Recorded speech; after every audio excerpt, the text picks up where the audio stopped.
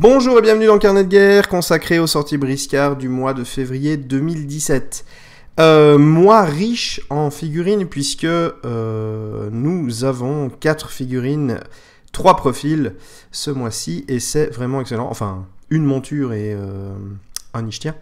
Et on va commencer tout de suite par la monture Sundar avec Bubalus et Sam Laglace.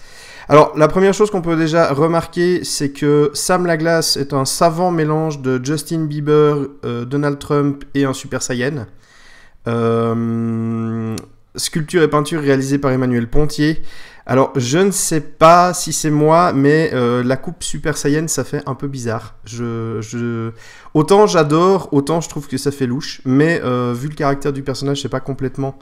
improbable. Et par contre Bubalus, donc je sais pas ce que c'est, un buffle, un bœuf, un croisement avec un taureau, bref, le bovin particulièrement vénère, il est par contre, lui, il est excellent, mais vraiment, je pense que je vais prendre la figurine juste pour lui, parce que je trouve que la figurine du bovin est hyper cool.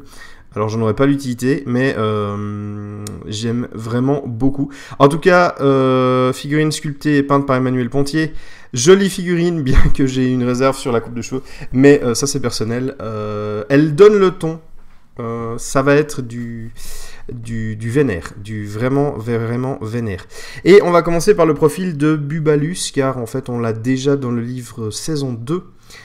Pour 95 points, on a un profil de monture, C6, dextérité 2, force 6, mental 2, agressivité 2, mouvement 5, 7 PA, 30 PV. Il a une armure. J'ai beau regarder, je vois pas bien où il a caché son armure, mais peut-être c'est son cuir naturel épais, ou j'en sais rien. Une armure qui est très bonne, hein. -1, 7, -2, 6 cases de vie. Je trouve qu'elle est vraiment pas mal pour une monture, cette armure-là. Son arme, c'est un coup de mufle, 4 dégâts, en cas de réussite critique, la victime est assommée. Et ses capacités spéciales, aiguillonner, alors double la valeur d'agressivité sous l'effet du choc électrique. C'est une compétence qui actuellement est un peu... je vais pas dire gadget, parce que c'est pas le cas, mais elle n'est pas très utile puisque le choc électrique, je crois qu'il y a que le Fugu qui a le choc électrique. Peut-être que je me trompe, mais en tout cas, il n'y a pas beaucoup de figurines qui l'ont. Peut-être que dans le futur, il y aura beaucoup plus de figurines qui ont ce choc électrique. Moi, ce que je me demande, c'est est-ce qu'il y aura un magicien Sundar, par exemple, qui pourra mettre le choc électrique directement sur Bubalus, histoire qu'il soit de base toujours un peu vénère. Il perdra un PA, mais en soi, c'est pas trop grave, mais du coup, il gagnera, enfin, il doublera son agressivité, et là, ça va vraiment cogner très très fort. C'est une bonne compétence en attente évidemment d'avoir plus de figurines qui ont la possibilité d'avoir choc électrique. Le spécial lors d'une charge ligne droite ou non, les briscards sur la trajectoire se retrouvent au sol en plus des effets classiques. Ça c'est très cool aussi puisque comme Mata Mata, les montures ont la possibilité de charger et du coup de pousser les autres figurines, et en plus lui il les projette à terre. C'est vraiment quelque chose de très fort. Si vous arrivez à bien mettre les figurines adverses, à bien les positionner, vous pouvez vraiment faire un carnage et leur claquer les mouvements gratuits lors de la charge. C'est important parce que dans certains scénarios, les mouvements sont hyper importants et les mouvements gratuits apportent vraiment le petit plus qu'il faut. Spécial, lors d'un piétinement, tous les ennemis impactés subissent les dégâts principaux, et ça, c'est aussi très très cool. Ça veut dire que lorsque vous piétinez, les victimes du piétinement qui ne sont pas la cible d'origine subissent normalement demi-dégâts. Là ils subiront plein pot, et c'est très très fort. Le piétinement avec des créatures imposantes comme les montures et les colosses est vraiment quelque chose de balèze à faire. Ça prend un peu beaucoup de PA, malheureusement il n'a pas forcément les PA qu'il faut pour faire beaucoup de piétinement, mais je pense que il va clairement démonter Ça va clairement être quelque chose de très très fort. Bubalus est vraiment très intéressant comme monture. J'aime énormément. On passe à Sam Laglace. Et la première chose qu'on peut remarquer, c'est que sur l'artwork, il a un pistolet, alors que en fait, sur la figurine, il n'en a pas du tout. Il a peut-être été retiré au moment de la création de la figue ou du profil. Alors, Sam Laglace, qu'est-ce qu'on a? 105 points, Constit 4, Dex 5, Force 5, Mental 5, Mouvement 5, 9 PA, 28 PV. C'est un profil un peu bas pour son coup. Cependant, attendez d'avoir vu la suite, parce que ça change un petit peu, et ça change la donne. Son armure, c'est 0,6-1, c'est une armure qui est là pour faire un peu joli. Ça vous empêchera de prendre un point de dégâts de temps en temps, et vous pouvez réussir une critique, ce qui vous permettra d'éviter de vous en ramasser plein la tronche. Son arme, c'est la lance de guerre, 3 PA, allonge, 1d5 plus 3 dégâts, ignore l'armure de l'adversaire, et ça, c'est une putain d'arme. C'est vraiment très très fort sur notamment beaucoup de bannis qui ont des grosses armures telles que les Birgus, les Rotuma, les bébés Rotuma. Vous avez pas mal de Kintor qui sont aussi très forts au niveau de l'armure. Enfin bref, c'est vraiment quelque chose de très très fort. 1d5 plus 3 dégâts, c'est pas négligeable. Ça coûte un petit peu cher, mais les 3 PA sont tout à fait logiques vu la puissance de l'arme, et il a 9 PA aussi, donc il n'y a pas de souci là-dessus. De plus, il est monté, donc il ne va sans doute pas utiliser ses PA pour se déplacer, ce qui lui laisse l'opportunité de faire encore plus d'attaques. Sa botte, c'est Hurlement Berserk, les Sundar à moins de 4 bras sont plus 2 en attaque jusqu'à la fin du tour, et ça, c'est surpuissant. C'est carrément le truc que l'on passe tous les tours, tellement c'est fort.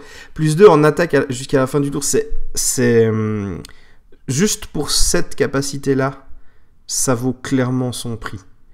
Il aurait une arme classique, même son profil qui est un peu moyen pour ce coup-là.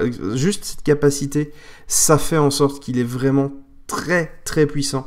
C'est un excellent personnage de soutien, sans compter qu'il est excellent en attaque également. Qui va faire beaucoup de dégâts. C'est vraiment une botte qui est excellente. Elle ne rate jamais, il n'y a pas de jet de dés à faire. Donc vous la passez tous les tours sans vous soucier de quoi que ce soit, et c'est vraiment quelque chose de très très fort. Son équipement, protège tibia et spalière. Alors, ce sont deux équipements qui se trouvent dans le livre de campagne, et elles ont des effets particuliers, surtout en rapport avec les caractéristiques. Alors, les protège tibia... donc vous les trouvez page 133 du livre de campagne. C'est grosso modo, avec la spalière, des espèces de morceaux d'armure qui donnent quelques règles spéciales aux porteurs. C'est cumulable entre chaque bout d'armure. Ce n'est pas à proprement parler une armure parce qu'il ne réduit pas les dégâts. Par contre, ça a des effets spéciaux et ça a des dés de vie. Des durées de vie, pardon. C'est-à-dire que là, il y a une durée de vie de 4, pardon. Donc, comme pour les armures, si vous cochez, à chaque fois que vous êtes blessé, vous cochez. Et quand il n'y a plus de durée de vie, c'est cassé.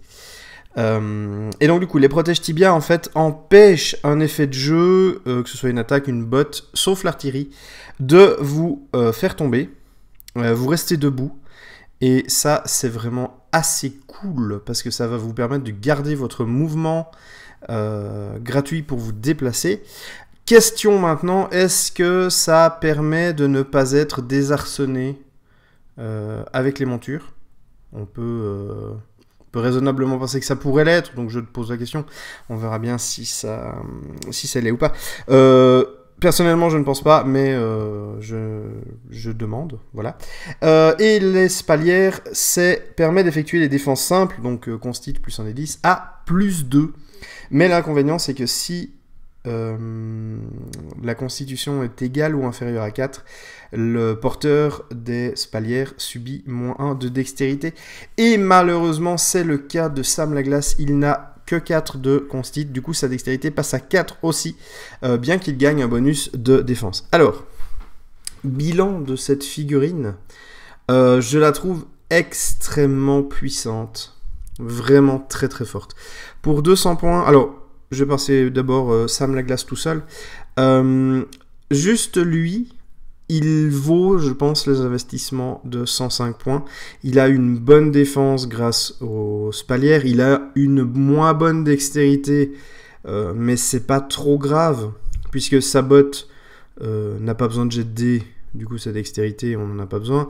Et il tape assez bien avec sa lance de guerre pour ne pas avoir besoin de sa boîte.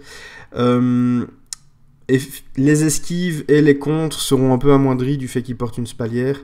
Mais c'est pas forcément trop grave, je pense. De même que si vous voulez, je sais pas si c'est possible, ça, question. Si on lui donne une potion de constite, est-ce que durant le tour où il la boit, il a le malus de 1 en dextérité, puisque du coup il a 4 de constite, 5 de constite. Aussi, autre question, voilà, ça c'est une idée. Vous pouvez lui mettre une potion, si ça fonctionne, hein, bien entendu il y a des si, vous pouvez lui mettre une potion de constitution pour que il puisse bénéficier du 5 de dex à un tour crucial ou autre. Alors, juste lui, il est vraiment bien comme soutien pour les Sundar. En groupe, à 4 brasses de distance, vous pouvez avoir un Maruti qui va dézinguer tout le monde. Si vous avez également un Majora Belli, parce que vous avez assez de points, ça va vraiment être le carnage. Et ça va donner un bonus de plus 2 à ceux qui en ont besoin, c'est-à-dire les plus petits Sundar qui ont 3 de force. Et du coup, ça va vraiment être intéressant. Pour pouvoir attaquer et pour pouvoir faire, même à chaque tour, vous pouvez faire la botte, et du coup, ça va vraiment devenir quelque chose de très très fort. Avec la monture, je le trouve encore plus puissant, parce que je trouve que la monture est très forte. Pour 200 points, vous avez un leader vraiment pas mal du tout. Vous avez un personnage qui peut faire de gros dégâts. Avec la monture, ça permet d'éjecter les figurines adverses, ça permet de les piétiner tout en faisant pas mal de dégâts. Non, c'est vraiment une sortie Sundar qui est hyper cool. Elle est très très balèze. Et je pense que c'est... on a 2 montures pour l'instant, mais voilà. C'est la meilleure des 2 montures pour le moment. Et je ne sais pas ce que les autres montures vont nous réserver, mais en tout cas celle-là, elle l'a tapé déjà très très haut. Et je pense que ça va être difficile de faire mieux pour un quota de points équivalent. Alors après, voilà, je ne sais pas ce qu'ils ont prévu pour la suite. Mais en tout cas, moi je suis super content pour les joueurs Sundar parce que c'est vraiment de la qualité. Et je pense qu'on va le voir très très souvent sur les tables de jeu. Quand il y aura des montures, ça va vraiment être un must. Pour la sortie Ixtienne, j'étais très content de voir que c'était du menu fretin, c'est-à-dire que c'est les Triggle. Je pense que ça se prononce comme ça, mais voilà.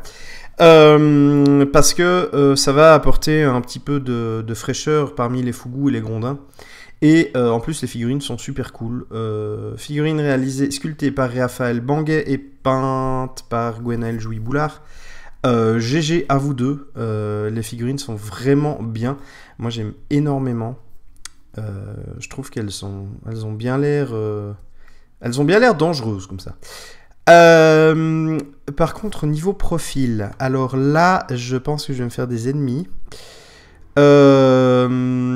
Donc, pour 60 points, qu'est-ce qu'on a quand même, avant de passer aux petites choses qui me dérangent. Constite 4, dextérité 4, force 4, mental 3, 4 de mouvement, 8 PA, 22 PV. Pour 60 points, c'est grosso modo quelque chose de relativement standard. Il n'y a pas de lézard là-dessus, tout va bien. Arme, trident, 5 dégâts. Ok. Sur une réussite critique, la victime devra se déceinturer si elle n'arrive pas à se défendre. Elle est automatiquement déceinturée si le trident est utilisé à nouveau. Ça, c'est quelque chose de très cool. On avait déjà eu un effet comme ça avec Karkaros et son encre. Là, c'est que sur une réussite critique. Et se déceinturer sera beaucoup plus simple, puisqu'il n'a, entre guillemets, que 4 de force. Le Triggle, ça va permettre aux figurines de ne pas souffrir que comme contre Karkaros. Sans pour autant que ça soit facile si le Triggle s'attaque à des petits briscards avec 3 de force et moins. Ça va permettre de clouer les mecs au sol. Il faut faire une réussite critique. On ne peut pas baser sa stratégie sur le fait de faire un 10. C'est pas une stratégie, disons, logique. Mais ça fait toujours bien le café. Je reviendrai là-dessus un petit peu après. La botte, 5 PA, 3d5 dégâts, saignement. Et là, je ne comprends pas. C'est un des points qui me dérange. 5 PA pour une botte qui fait 3d5 dégâts et saignement. Vous trouvez pas que c'est un peu cher? Alors oui, si vous faites un max, ça fait 15 dégâts et saignement. On est d'accord, mais ça a autant de chances de faire ça que de faire 3 dégâts et saignement. Je ne comprends pas pourquoi 5 PA. Je trouve que c'est extrêmement cher pour une figurine qui a 8 PA, c'est beaucoup. Ça va être quelque chose qui ne va pas être, à mon avis, fait souvent. Je préfère assurer 2 attaques à 5 dégâts fixes, donc ça fait 10 points de dégâts, avec la possibilité de clouer le gars au sol, plutôt que de me risquer à faire une botte pour 5 PA et de faire 3 des 5 dégâts hypothétiques. Je suis pas du tout convaincu. Les compétences, créatures aquatiques et mucus, c'est le classique. Alors, comme ça, déjà, de base, le Triggle, j'aurais dit, ok, ça passe, il est loin d'être mauvais. Il est même assez agréable, en fait, son 4 de force permet d'être agressif. Le fait qu'il ait mucus, d'avoir une constite de 4, une dextérité de 4, lui donne une bonne défense et une bonne possibilité de défendre en esquive. Car quand vous avez mucus, vous payez 1 de moins pour les esquives et les désengagements. Donc vous payez juste 1 PA pour esquiver. C'est une très très bonne chose. Son mouvement de 4 n'est pas forcément folichon, mais chez les Ichtiens, on a un peu de tout. Ce qui me pose réellement problème en fait avec le Triggle, c'est que pour le même prix, on a un Grondin. Et je remets le profil du Grondin juste là. Alors il a une meilleure dextérité, il a une moins bonne force, il a moins de PA. Donc il a un rôle quand même un peu plus défensif. Seulement le Grondin a une arme qui fait 5 dégâts de base insoignable, ce qui est loin d'être dégueulasse. Il n'y a pas l'effet qui se coule de clouer la victime, ça je suis d'accord. Il a une botte qui est complètement folle et qui est vraiment intéressante à jouer, qui fait 5 dégâts mais qui en plus donne une attaque gratuite, et ça c'est clairement tout bonus par rapport à la botte qui coûte 5 PA, je vais jamais m'y en remettre de ces PA, qui fait 3d5 dégâts, 3d5, grosso modo ça fait à peu près 3 par dégâts, donc vous faites 9 dégâts par attaque, moyenne, hein, vraiment moyenne, et saignement. Mais le Grondin, il a en plus la rondage qui lui permet de mieux défendre. Alors c'est peut-être moi qui joue les Ichtiens de façon un peu défensive. C'est-à-dire que je me base principalement sur un colosse qui va aller péter les dents à tout le monde, c'est-à-dire Karkaros ou Catodos. Mon Fougou est là pour mettre les poisons où c'est nécessaire et mettre les chocs électriques après. Et mes Grondins sont là pour tanker les autres figurines pour éviter qu'elles viennent se mettre toutes s'agglutiner sur mon colosse qui finira par être submergé. Ça, c'est ma technique de jeu avec ce que j'avais avant au niveau des Ichtiens. Le Triggle, il amène une puissance offensive, on va dire, avec son 4 de force. Mais pour le reste, je trouve que c'est beaucoup trop parié sur de la spéculation. Et on se dit, bon, j'essaye de faire une réussite critique ou j'essaye de faire beaucoup de dégâts avec ma botte. Moi, de mon point de vue, c'est pas ce qu'il y a de plus rentable. Et du coup, je suis moins convaincu par le Triggle que par le Grondin. Après, si vous avez lu un petit peu le livre saison 2, je crois que les montures ichtiennes, vous pouvez mettre un Triggle dessus. Donc du coup, peut-être qu'il y aura des choses à faire justement avec ce Triggle sur les montures qui va être intéressant. Mais pour l'instant, mon choix se porte sur un Grondin pour 60 points. Et je pense que c'est ça qui risque un petit peu de pénaliser le Triggle avant que d'autres figurines sortent qui auraient une synergie avec, par exemple. Dans une liste à 500 PO, par contre, je pense que je prends un Colosse, un Fougou, 2 Grondins et un Triggle. Parce que le Triggle, en conjonction avec une figurine qui peut défendre, ça peut être pas mal, vu qu'il apporte un peu de soutien, un peu de force, ça peut vraiment être bien. Et si vous faites un duo Triggle-Grondin et que vous avez un peu de bol sur les attaques du Triggle, vous empalez le mec. Le Grondin joue après et permet de passer ses attaques plus facilement. Le Triggle n'est pas une mauvaise figurine, hein, attention. Il ne faut pas me faire dire des choses que je n'ai pas dit.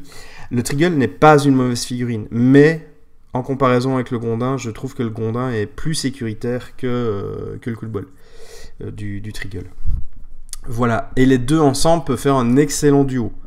Vraiment, mais ça veut dire que vous avez les deux figurines qui se collent, à peu de choses près, pour justement essayer de bénéficier de la critique du trident et pouvoir après avec le Grondin passer une quantité astronomique d'attaque. Le Grondin, il passe concrètement, s'il fait que attaquer et qu'il ne fait pas d'échec critique, il passe 4 attaques. Hein. Une botte, l'attaque gratuite de la botte et 2 fois le glaive, ça fait 20 points de dégâts insoignables. Je connais pas beaucoup de figurines en face qui se relèvent de ça. Donc en conjonction, ils sont très bons. Tout seul, le Grondin est à mon avis meilleur que le Triggle. Voilà pour cette figurine, cette nouvelle figurine Ichtienne. Bilan des sorties du mois de février, je suis très content. J'aime beaucoup ce qui est sorti. Malgré mes réticences sur la botte du Triggle, je trouve quand même que c'est une figurine qui est bonne. Il y a du potentiel à la jouer en synergie avec les autres figurines. Et ça va sans doute donner quelque chose de très très bien. J'adore la monture. J'espère que les autres montures sont du même acabit. Parce que là, ça me donne vraiment envie de voir ce qui va sortir pour les Tuléens aussi, parce que le yak a l'air trop choupi. Mais aussi pour les montures un peu spéciales, comme les montures Ichtiennes qui sont des limules. C'est quoi, Caramule et je sais plus. C'est des espèces d'évolution de Carapuce, le Pokémon. Caramule et Carabaf. Non, c'est pas ça. Caramule. Bref, je sais plus. D'avoir vraiment des trucs super intéressants. J'aime énormément le profil de Sam Laglace. C'est vraiment un soutien hyper cool. S'il pouvait y avoir des soutiens comme ça un peu dans toutes les armées, ça serait... Enfin, l'idée d'avoir des soutiens comme ça peut être vraiment, vraiment super sympa. Il y en a déjà, hein, attention, je ne dis pas qu'il n'y en a pas. Il y en a déjà, mais c'est vrai qu'avoir un leader comme ça qui booste, qui a du charisme et tout, c'est vraiment quelque chose de... Moi, j'aime énormément ce genre de figurine-là. Ça ne convient peut-être pas à tout le monde, mais en tout cas, moi, j'aime beaucoup. Du coup, je suis très, très content que les figurines qui sont sorties ce mois-ci aient besoin ou aient la possibilité d'agir en synergie avec leurs armées respectives. Voilà. J'espère que cette petite revue sur les sorties du mois de février vous a plu. Évidemment, si vous n'êtes pas d'accord avec quelque chose que j'ai dit, n'hésitez pas à le mentionner dans les commentaires sur Facebook, sur Twitter. De même que si j'ai mal interprété quelque chose, n'hésitez pas à me le mentionner. Il m'arrive régulièrement de faire des erreurs dans mes interprétations. De même que regardez dans la description de la vidéo, vous avez les mises à jour de mes propos. Si par exemple j'ai mal interprété quelque chose ou autre, je mets la mise à jour dessous. Donc n'hésitez pas à regarder, il y a souvent des informations qui sont utiles et des éclaircissements.